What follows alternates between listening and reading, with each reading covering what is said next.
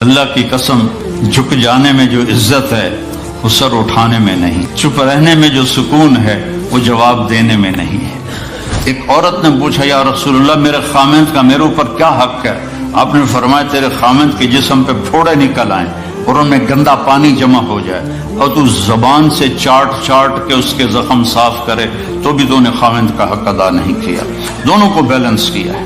بہترین مسلمان وہ ہے جس کا بیوی کے ساتھ اچھا سلوک ہو۔ جب تک آپ کو صبر اور برداشت کرنا نہیں آئے گا آپ کی زندگی خوبصورت نہیں ہو سکتی۔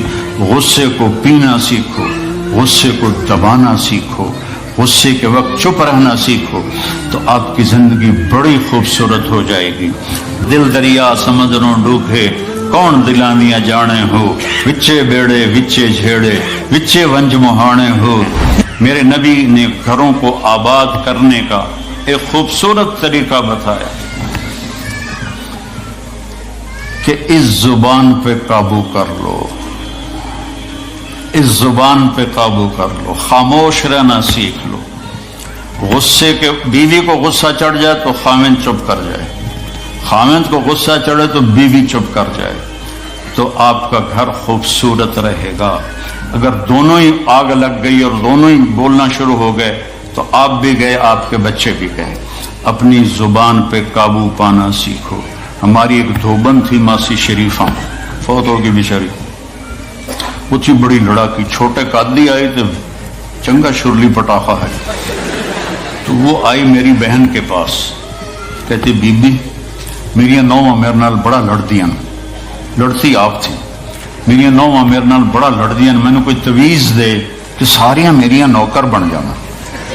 اب میری بہن کو تو پتا تھا کہ ماشاءاللہ آپ سوا سیر ہے، تو میری بہن تویز گنڈے کا ہمارے ملک میں بڑا رواج ہے، تو ایسے الٹی سیدھے لکیریں لگا کے نا تو رول کر کے چھوٹا سا بنا کے نا کہا کہ ماسی جب تیری لڑائی ہونے لگے تو یہ تعویذ تم نے یہاں رکھ لینا اور چک مار لینا ایسے، اور اس کو گرنے نہیں دینا، گر گیا تو وہ تیری خیر کوئی نہیں۔ اور اس نے کیا کیا، اس کو چپ کروانے کا طریقہ، تو تعویذ کی تو بڑی اہمیت ہوتی ہے۔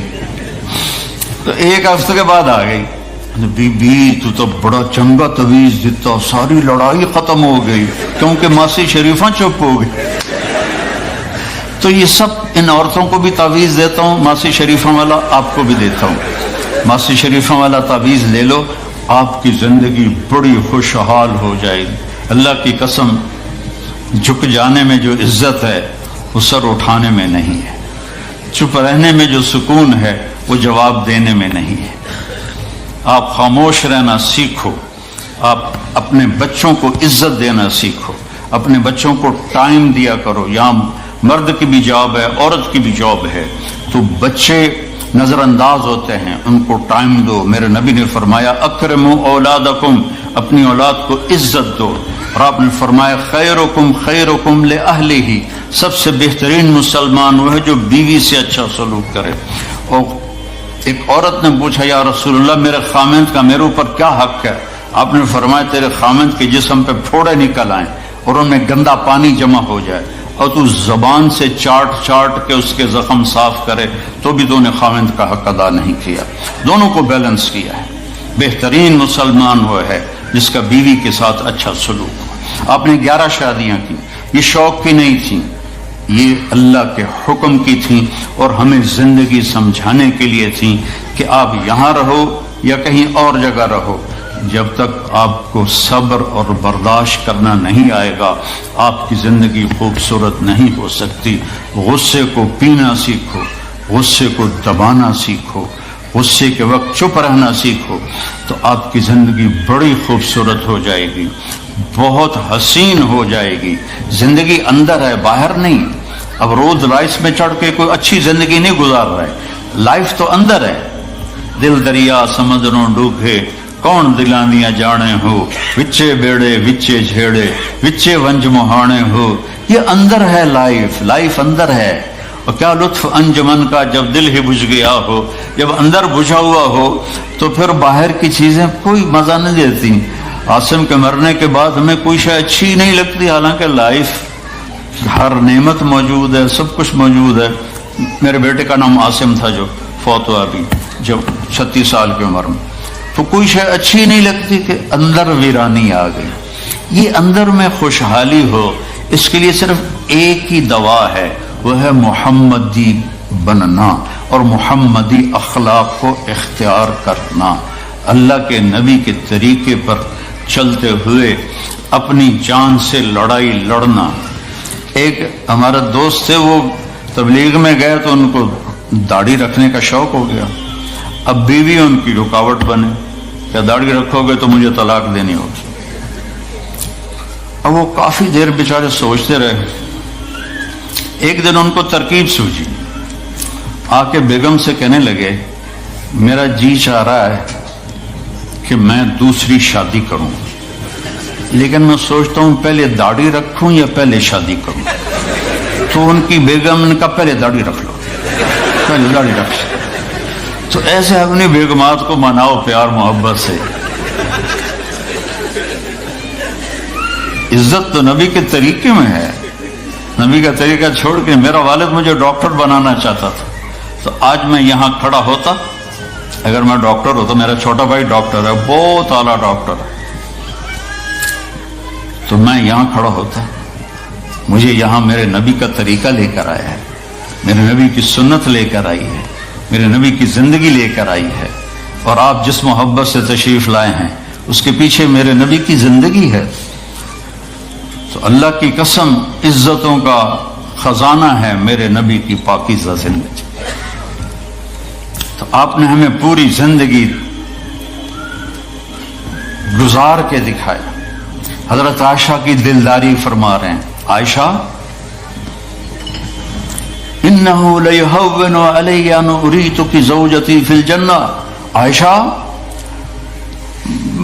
مجھے تو جب سے پتا چلا ہے تو جنت میں میری بیوی ہے، میرے لیے تو مرنا ہی آسان ہو گیا ہے. بھلا جس نے رب کو دیکھا ہو اس کے لیے کسی اور کی حاجت رہ جاتی ہے؟ باقی یہ صرف دلداری کے لیے تھا. ایک دوسرے کی تعریف کرو، ایک دوسرے کے لیے اظہار محبت کرو. آج کا ماحول ایسا ہے، بیگم سے کہو گے آئی لو یو، اکیلی خیر طے کی ہے، وہ تم سے کہے گی آئی لو یو تو تم بھی پوچھو گے خیر طے، کوئی چکر تو نہیں آ رہا. اظہار کرو، اظہار محبت کرو، اس سے آپ کے پاؤنڈنگ ہوگی. اولاد کو ماں باپ سمجھتے ہیں بس ہماری اولاد ہے، ہمیں ان سے پیار ہے. ان کو عزت دو، ان سے اظہار محبت کرو. ڈاکٹر عبدالحی صاحب ایک بڑے بزرگ گزرے ہیں، وہ اپنے ایک مرید کے ہاں کھانے پہ گئے تو پوچھنے لگے کھانا کس نے بنایا؟ تو مرید نے کہا جی میری بیگم نے بنایا. کہا اس کو بلاؤ. ان کی بیگم آ گئی تو فرمانے لگے بیٹی آپ کا کھانا کھایا بہت ہی اچھا تھا، بہت مزے کا تھا. وہ رونے لگی دھاڑ دھاڑ. تو وہ ڈاکٹر صاحب پریشان ہو گئے کہ بیٹی خیریت تو ہے، کیا ہوا؟ تو وہ کہنے لگی حضرت آپ کے مرید کے پاس مجھے 30 برس ہو گئے، 30 سال، کبھی ایک دن اس نے میری کسی چیز کی تعریف نہیں کی. تو اظہار کرو، اظہار کرو. حضرت فاطمہ وہاں سے دروازے میں داخل ہو رہی ہیں، آپ کمرے میں بیٹھے ہوئے ہیں یا لیٹے ہوئے ہیں یا کرسی پر ہیں یا زمین پر ہے. جو ہی حضرت فاطمہ تھے تو ایسے تیزی سے آگے بڑھتے تھے، وہیں نہیں کھڑے رہتے تھے، اور ایسے حضرت فاطمہ کا ہاتھ پکڑ لیتے تھے اور اس کو یہاں بوسہ دیتے تھے، اور کبھی ماتھے کا بوسہ لیتے تھے. پھر ہاتھ پکڑے پکڑے ان کو ایسے لاتے اور چارپائی پہ بٹھاتے، اس کے بعد خود بیٹھتے تھے. یہ میرے نبی کی عزت ہے اولاد کے ساتھ. یہ عزت دو، وہ تمہارے رہیں گے، تمہارے بن کے چلیں گے. ان کو نصیحت کی ضرورت نہیں ہے، ان کو تمہارے پیار کی ضرورت ہے. اور جب اللہ کے نبی حضرت فاطمہ کے گھر جاتے تو حضرت فاطمہ یہ کرتی تھی، وہ کھڑی ہو جاتی، آگے بڑھ کر اللہ کے نبی کے ماتھے کا بوسہ لیتی، پھر ان کا ہاتھ پکڑ کے ان کو چارپائی پہ بٹھاتی، پھر خود نیچے بیٹھتی تھی۔ تو اظہار بہت بڑی دوا ہے، بہت بڑی غذا ہے۔ انسان محتاج ہوتا ہے اچھے کی وہ تعریف چاہتا ہے، خوشامد نہیں ہے، خوشامد حرام ہے، اور تعریف واجب ہے کہ اس کی حوصلہ افزائی کرو۔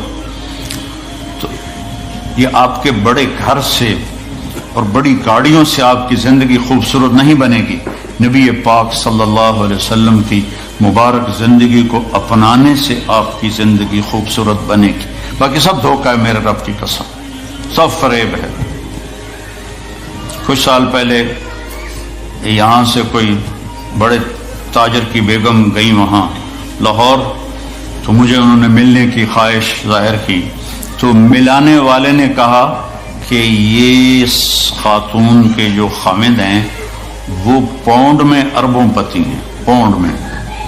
ٹھیک ہے، وہ آ گئی اور آ کے رونا شروع کر دیا کہ لوگ مجھے سمجھتے ہیں میں بڑی خوش قسمت ہوں، بڑی دولت ہے، بڑی گاڑیاں ہیں، لیکن میں سب کو کیا کروں، میرے خامد کا سلوک ہی اچھا نہیں۔ ہر شے اس نے زیرو کر دی کہ سلوک اچھا نہیں۔ اس کے چند دن بعد ایک اور واقعہ پیش آیا۔